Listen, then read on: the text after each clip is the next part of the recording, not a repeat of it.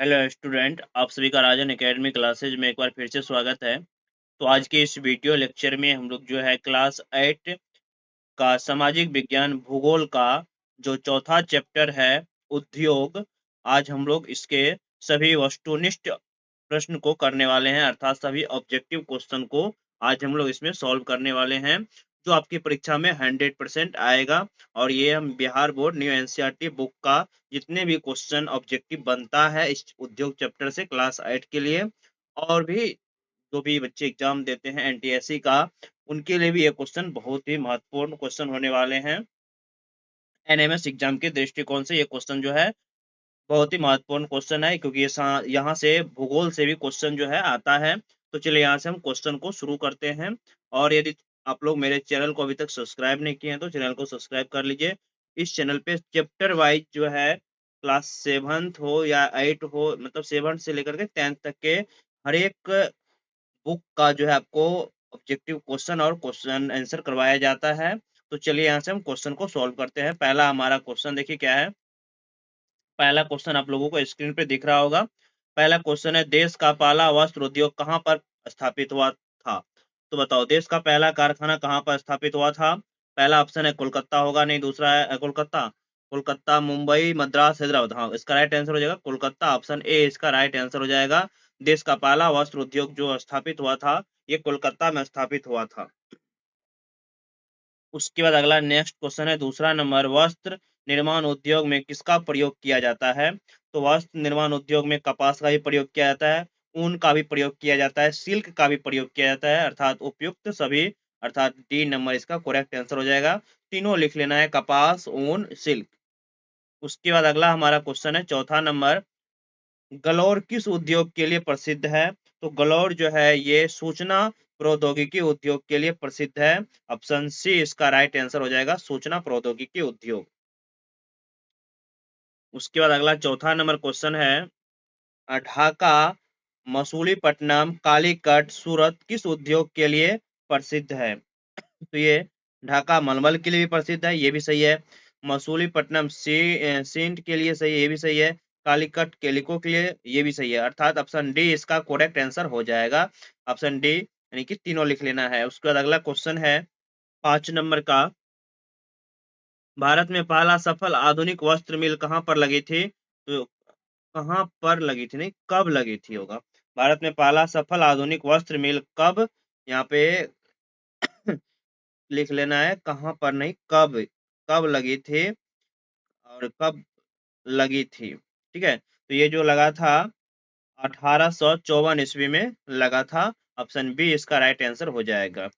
उसके बाद अगला क्वेश्चन है 6 नंबर का, हरियाणा का कौन सा शहर साइबर सिटी कहलाता है? तो हरियाणा का जो गुरुग्राम है वह साइबर सिटी के नाम से जाना जाता है, ऑप्शन बी इसका राइट आंसर हो जाएगा। उसके बाद अगला क्वेश्चन है 7 नंबर का, अहमदाबाद कहाँ पर स्थित है? तो अहमदाबाद, ये तो बहुत विद्यार्थी को पता होगा, अहमदाबाद जो है ये गुजरात में है, ऑप्शन ए इसका राइट आंसर हो जाएगा, गुजरात। उसके बाद अगला 8 नंबर का क्वेश्चन है, किस उद्योग या डैश उद्योग, डैश आधारित उद्योग प्राथमिक उद्योग है जो खनिज अयस्कों का उपयोग कच्चे माल के रूप में करते हैं?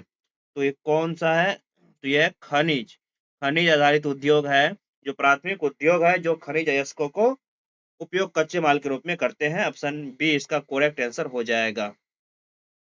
उसके बाद अगला क्वेश्चन है 9 नंबर का, अहमदाबाद में पहली सूती वस्त्र मिल कब स्थापित हुई थी? तो अहमदाबाद में पहली सूती मिल जो स्थापित हुआ था ये 1859 में स्थापित हुआ था, ऑप्शन डी इसका करेक्ट आंसर हो जाएगा। उसके बाद अगला 10 नंबर का क्वेश्चन है, ओसाक किस देश का महत्वपूर्ण वस्त्र उद्योग केंद्र है? तो ओसाक जो है ये जापान का महत्वपूर्ण वस्त्र उद्योग केंद्र है, ऑप्शन ए इसका करेक्ट आंसर हो जाएगा। उसके बाद अगला क्वेश्चन है 11 नंबर में, अहमदाबाद गुजरात किस नदी पर स्थित है? अहमदाबाद गुजरात की किस नदी पर स्थित है? तो ये जो नदी है ये साबरमती नदी है, ऑप्शन सी इसका करेक्ट आंसर हो जाएगा, साबरमती। उसके बाद अगला क्वेश्चन है 12 नंबर का, कौन सा उद्योग विश्व के प्राचीनतम उद्योग में से एक है? तो ये जो उद्योग है सूती वस्त्र उद्योग है, जो विश्व के प्राचीनतम उद्योग में से एक है। ऑप्शन ए इसका करेक्ट आंसर हो जाएगा। उसके बाद अगला क्वेश्चन है 13 नंबर का।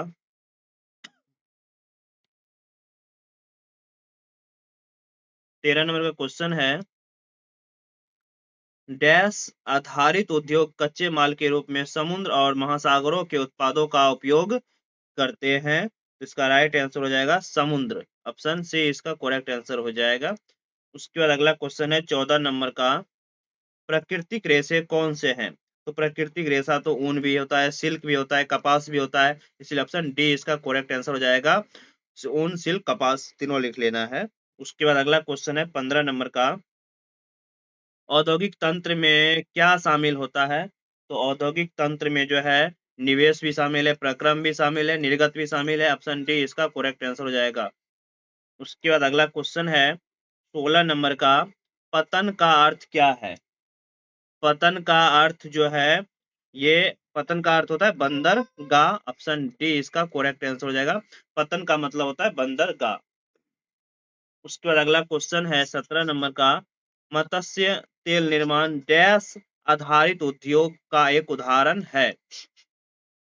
तो ये मत्स्य तेल निर्माण जो है कौन उद्योग का एक उदाहरण है? तो ये समुद्र उद्योग का एक उदाहरण है। ऑप्शन सी इसका करेक्ट आंसर हो जाएगा, समुद्र उद्योग। ऑप्शन सी इसका करेक्ट राइट आंसर रहेगा। उस पर अगला क्वेश्चन है 18 नंबर का, औषध रसायन डैश आधारित उद्योग का एक उदाहरण है।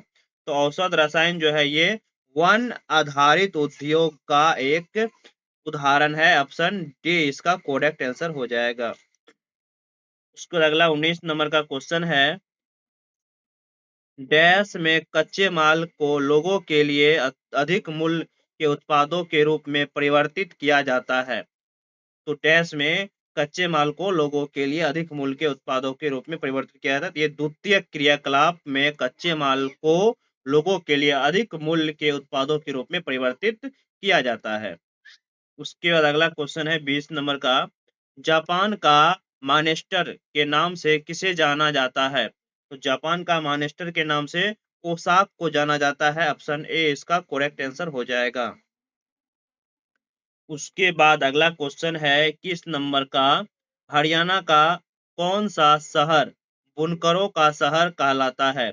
तो हरियाणा का जो पानीपत शहर है वह बुनकर शहर कहलाता है। ऑप्शन सी इसका करेक्ट आंसर हो जाएगा। उसके बाद अगला 22 नंबर का क्वेश्चन है, डैश एक आर्थिक गतिविधि को संदर्भित करता है जो वस्तुओं के उत्पादन से संबंधित है। तो कौन एक आर्थिक गतिविधि को संदर्भित करता है जो वस्तुओं के उत्पादन से संबंधित है? तो ये है उद्योग। एक आर्थिक गतिविधि को संदर्भित करता है जो वस्तुओं के उत्पादन से संबंधित है। ऑप्शन डी इसका करेक्ट आंसर हो जाएगा। उसके बाद अगला क्वेश्चन है 23 नंबर का हमारा क्वेश्चन है, खाद्य संसाधन डैश आधारित उद्योग का एक उदाहरण है। तो खाद्य संसाधन जो है ये कृषि आधारित उद्योग का उदाहरण है। ऑप्शन ए इसका राइट आंसर हो जाएगा। उसके बाद अगला 24 नंबर क्वेश्चन हमारा है, भारत का मिनिस्टर किसे कहा जाता है? तो याद रखना भारत का जो मिनिस्टर है ये अहमदाबाद को कहा जाता है। ऑप्शन बी इसका करेक्ट आंसर हो जाएगा, अहमदाबाद। उसके बाद अगला क्वेश्चन है 25 नंबर में, डैश आधारित उद्योग अपने कच्चे माल के रूप में वनस्पति और जंतु आधारित उत्पादों का उद्योग करते हैं। तो इसका राइट आंसर हो जाएगा कृषि। ऑप्शन ए कृषि आधारित उद्योग अपने कच्चे माल के रूप में वनस्पति और जंतु आधारित उत्पादों का उपयोग करते हैं। उसके बाद अगला 26 नंबर का क्वेश्चन हमारा है, भारत की इलेक्ट्रॉनिक राजधानी कौन सी है? भारत की इलेक्ट्रॉनिक राजधानी कौन सी है? तो ये बंगलोर है। ऑप्शन सी इसका राइट आंसर हो जाएगा। बंगलोर जो है भारत की इलेक्ट्रॉनिक राजधानी है।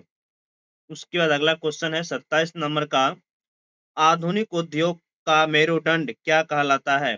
तो आधुनिक उद्योग का मेरुदंड जो है ये इस्पात कहलाता है। बताए थे जब क्लास में पढ़ा रहे थे तो बताया था, आधुनिक उद्योगों का मेरुदंड जो है इस्पात को कहा जाता है। ऑप्शन बी इसका राइट आंसर हो जाएगा।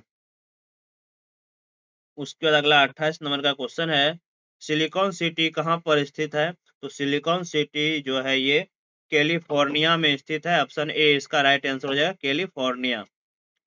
उसके बाद अगला 29 नंबर का क्वेश्चन है, उद्योगों को किस आधार पर वर्गीकृत किया जा सकता है? तो उद्योग को कच्चे माल के आधार पर भी वर्गीकृत किया गया, आकार के आधार पर भी वर्गीकृत किया गया, स्वामित्व के आधार पर भी वर्गीकृत किया गया। इसलिए इसका राइट आंसर हो जाएगा ऑप्शन डी, इसका करेक्ट आंसर रहेगा। उसके बाद लास्ट हमारा क्वेश्चन है, इसमें टोटल 30 क्वेश्चन थे। हिंदुस्तान एरोनॉटिक्स लिमिटेड एक डैश क्षेत्र का उद्योग है।